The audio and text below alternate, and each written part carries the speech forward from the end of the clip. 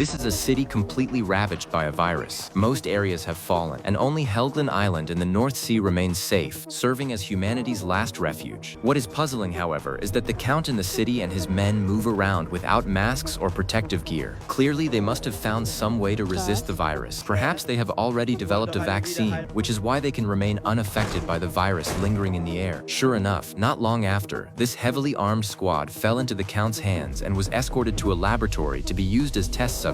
Meanwhile, Mark, who had been exiled here, was starving. Just as he was worrying about finding food, an elderly woman suddenly appeared on the street pushing a small cart. The cart was like a mobile warehouse, filled with various supplies. At that moment, a woman slowly stepped forward and placed a wristwatch on the ground, intending to trade it for some daily necessities. The elderly woman first took out disinfectant spray and carefully sprayed the watch before putting it into her cart, then walked away without looking back. The woman never dared to say a word throughout the entire exchange, which made it clear that this elderly lady was no ordinary person and held a high status here. Seeing this, Mark immediately approached her and tried to show goodwill, but the old woman seemed completely uninterested and did not respond to him. Left with no choice, Mark took out a small blue pendant he carried with him as a bargaining chip. Just as the elderly woman turned to leave, Mark stepped in front of her and slowly took off his coat. Unexpectedly, this move really caught her attention, and her attitude changed instantly. She soon brought Mark back to her residence. However, she did not know that all of this was actually part of Mark's pre-planned scheme. The moment the elderly woman let her guard down, Mark struck decisively and took care of her completely.